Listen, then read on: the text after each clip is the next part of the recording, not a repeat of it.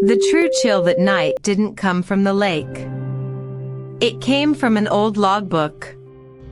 Something I found purely by accident. It was tucked away in a dusty drawer, beside a forgotten lantern. I was only looking for an extra blanket for the sudden drop in temperature. But then I saw it. The final entry, dated years ago. Yet it described tonight. This very night, in vivid, unsettling detail. And what I read inside, it settled over me like the cold fog on the water. A quiet, knowing dread. A feeling that hasn't left me since. I had arrived at the lake house just that afternoon. It was supposed to be a quiet escape. A week alone, just the trees and the water. Unpacked my bags. Made myself a cup of tea. Everything felt exactly as it should. A perfect, secluded retreat. But even then, there was something in the silence.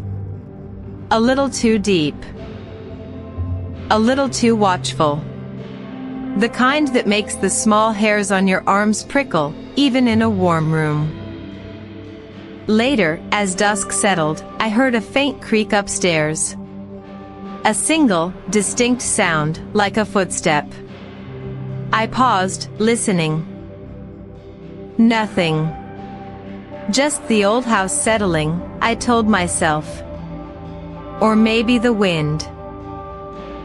It's an old place, after all.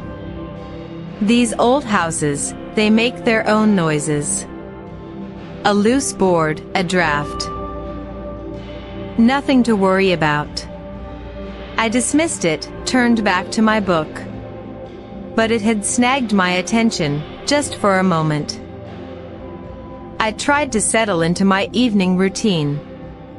Made a simple dinner. Put on some quiet music.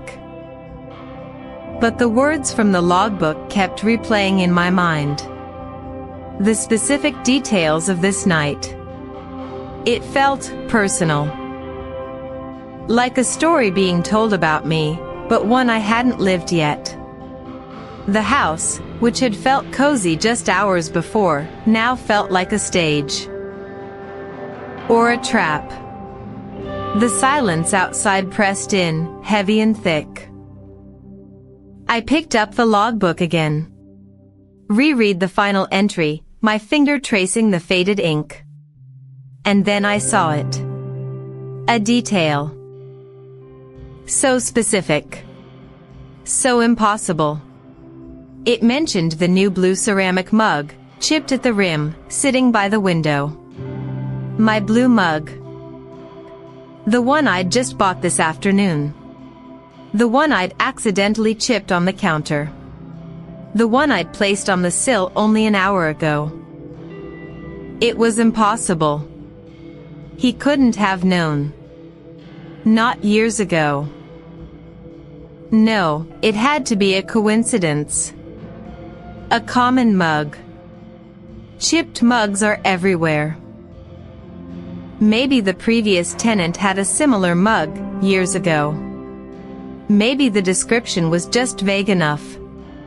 My mind raced, trying to find any rational explanation. I even searched the cabinets, looking for old, chipped blue mugs. Anything to break the spell of that entry. My heart pounded, but I forced myself to think clearly. There had to be an answer. A simple, logical answer. But there wasn't. There were no other blue mugs. Not chipped, not new, not old.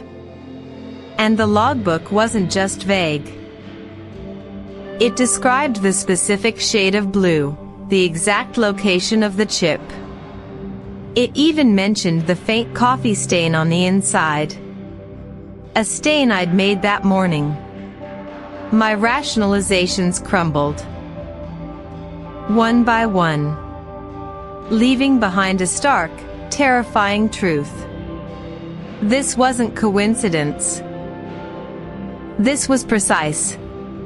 This was personal. And it was happening. Outside, the sky had ripped open. Rain lashed against the windows, a sudden, violent storm. The kind that isolates you completely. I reached for my phone, a desperate need to call someone, anyone. But the screen just showed no service. A single bar. Flickering. Useless. I was utterly alone. The old house groaned around me, feeling less like shelter and more like a cage. Every shadow seemed to stretch and deepen, filled with unspoken things. The wind howled like a living creature. Then, just as the logbook said, came the first thunderclap. A deafening crack that shook the very foundations of the house. And in its immediate wake, a faint, rhythmic scratching. From the old attic vent. Just above my bedroom door. Not the wind. Not the house settling. This was deliberate. Like something was trying to get in. Or out. The sound was impossible to ignore now. It echoed in the sudden, brief silence between thunderclaps. I forced myself to check. Slowly, cautiously, I pushed open the attic access panel. Peered into the darkness. Nothing. Just dust motes dancing in the beam of my phone's flashlight. The small, empty attic space. I swept the beam across every corner. No movement. No source for the scratching. Just silence. But it wasn't a reassuring silence. It was a silence that felt heavy. As if whatever had been there had simply vanished. And the absence felt somehow worse. It meant it wasn't real. Or it was too real. And still here. As I stood there, trembling, a faint memory surfaced. Something I'd read in the house rental agreement. A footnote, really. About the previous tenant. Left unexpectedly. No forwarding address. No contact. Just gone. And I remembered an old, faded photograph I'd seen on the mantelpiece when I arrived. A woman, standing by this very lake. Her face obscured by glare.